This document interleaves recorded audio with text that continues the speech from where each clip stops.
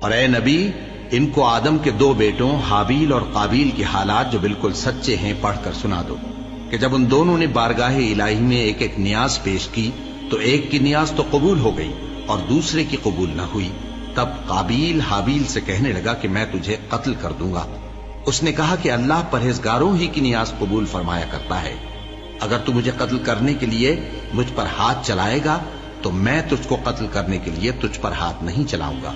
مجھے تو اللہ رب العالمین سے ڈر لگتا ہے، میں چاہتا ہوں کہ تو میرے گناہ کو بھی سمیٹ لے اور اپنے گناہ کو بھی، پھر تو اہل دوزخ میں سے ہو جائے، اور ظالموں کی یہی سزا ہے۔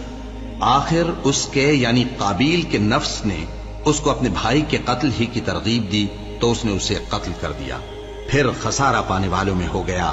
اب اللہ نے ایک کوا بھیجا جو زمین کریدنے لگا تاکہ اسے دکھائے کہ اپنے بھائی کی لاش کو کیسے چھپائے۔ کہنے لگا، ہائے کمبختی، مجھ سے اتنا بھی نہ ہو سکا کہ اس کوے جیسا ہی ہوتا کہ اپنے بھائی کی لاش چھپا دیتا۔ پھر وہ پشیمان ہو گئے۔ اس قتل کی وجہ سے ہم نے بنی اسرائیل کے ذمے یہ بات لکھ دی کہ جو شخص کسی کو ناحق قتل کرے گا، یعنی بغیر اس کے کہ جان کا بدلہ لیا جائے یا ملک میں خرابی کرنے کی سزا دی جائے، تو اس نے گویا تمام انسانوں کو قتل کیا، اور جو ایک انسان کی جان بچا لے تو گویا اس نے سارے انسانوں کو زندگی دے دی۔ اور ان لوگوں کے پاس ہمارے پیغمبر روشن دلیلیں لا چکے، پھر اس کے بعد بھی ان میں بہت سے لوگ ملک میں زیادتیاں کرنے والے ہیں۔ جو لوگ اللہ اور اس کے رسول سے لڑائی کریں اور ملک میں فساد کرنے کو دوڑتے پھریں، ان کی یہی سزا ہے کہ بری طرح قتل کر دیے جائیں یا سولی چڑھا دیے جائیں یا ان کے ایک ایک طرف کے ہاتھ اور ایک ایک طرف کے پاؤں کاٹ دیے جائیں یا ملک سے غائب کر دیے جائیں۔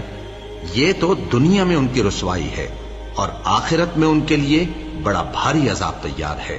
ہاں، جن لوگوں نے اس سے پیشتر کہ تمہارے قابو آ جائیں توبہ کر لی تو جان رکھو کہ اللہ بخشنے والا ہے، مہربان ہے۔ اے ایمان والو، اللہ سے ڈرتے رہو اور اس کا قرب تلاش کرتے رہو اور اس کے رستے میں جہاد کرو تاکہ کامیاب ہو جاؤ۔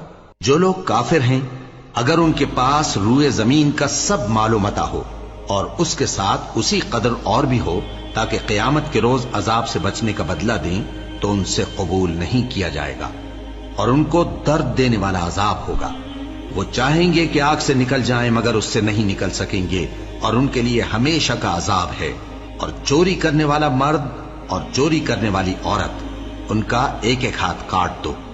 یہ ان کے کرتوتوں کی سزا اور اللہ کی طرف سے عبرت کے طور پر ہے، اور اللہ زبردست ہے، صاحب حکمت ہے۔ پھر جو شخص گناہ کے بعد توبہ کر لے اور نیکوکار ہو جائے تو اللہ اس کو معاف کر دے گا۔ کچھ شک نہیں کہ اللہ بڑا بخشنے والا ہے، بڑا مہربان ہے۔